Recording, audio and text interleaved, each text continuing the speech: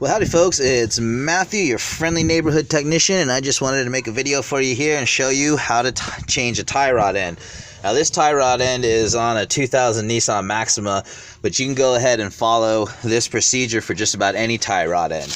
Now one of the first things that you want to do, that I normally do when I'm changing a tie rod end in order to keep my alignment, is I like to go back behind my jam nut here, and I like to see how many threads I have. So I'm going to go ahead and count my threads first. So I've got 1, 2, 3, 4, 5, 6. Okay, so I've got 6 threads, but to make sure I put that new locking nut, jam nut, whatever you want to call it, on there, I'm just going to make a mark right there. So I'm going to go ahead and paint a mark on there, and I'm just using some nail polish to do that with. And now I'm going to go ahead and back this off. Just a little bit. Okay, just enough just to get it loose there. And the next thing that you're going to want to do is you're going to want to go underneath here where your wheel hub is, and you're going to want to go ahead and get your nut off. Now I already got mine off. This could be anywhere from a 17 millimeter, 19 millimeter, 22 millimeter. It just really depends on what type of vehicle you're working on. It could be a standard socket as well. So you want to pull the pin out and you want to get that nut off of there. And then you're going to want to go ahead and pull your tie rod end out, just like that. Now, with my locking nut already loose, the tie rod end should just come off. Sometimes they won't though. Sometimes you'll have to fight them a little bit. And so you can grab a pair of vice grips and you can hold your inner tie rod end.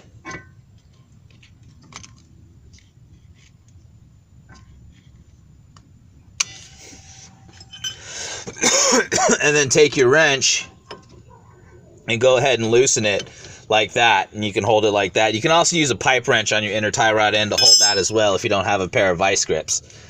So now that you got all that loose, go ahead and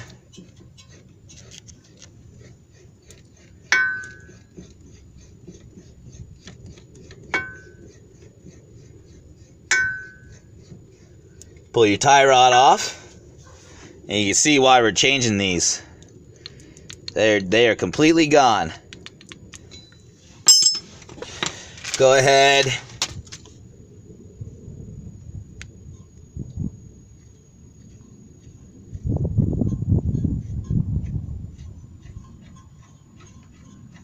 and pull your nut off, because you're going to want to change this as well.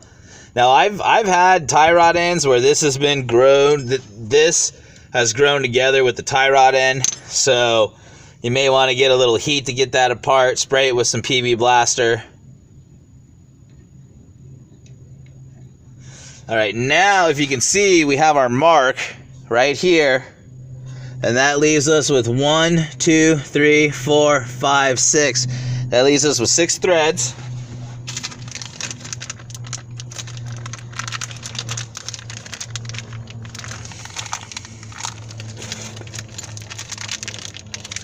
So now we're going to go ahead and install our new nut there.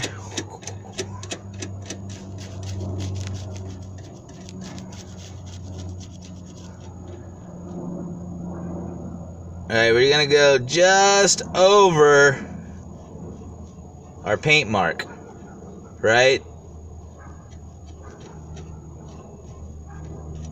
Right there. 1 thread over our paint mark. Now we're going to get our new tie rod end.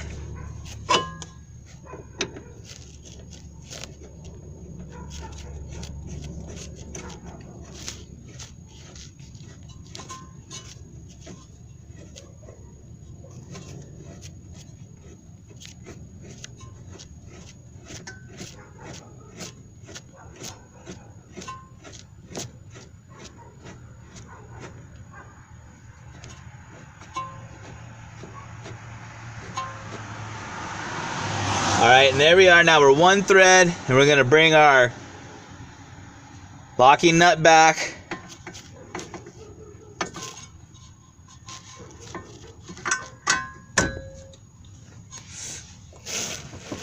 Make sure, count your threads again.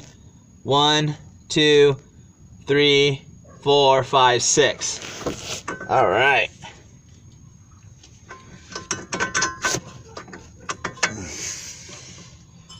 Go ahead and tighten that down.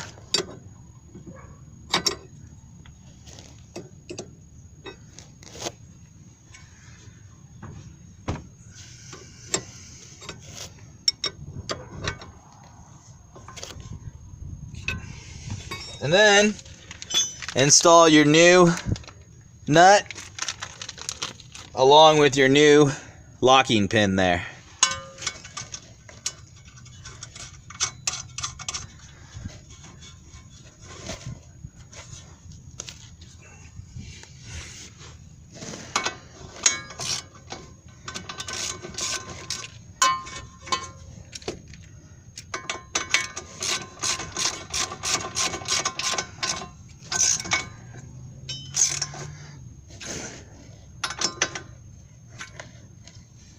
And then go ahead and turn your nut until you can fit your pin through there.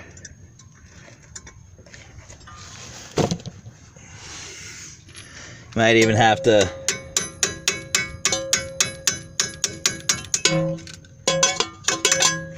smack it on through there.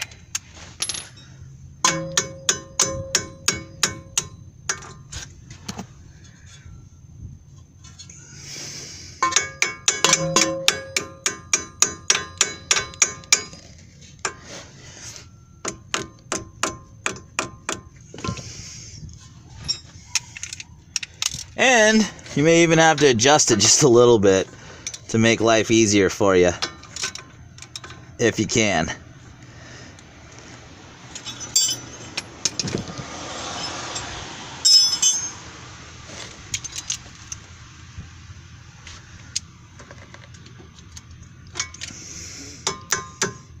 There you go. Now that you got your pin in there, go ahead and grab your pliers and bend it back.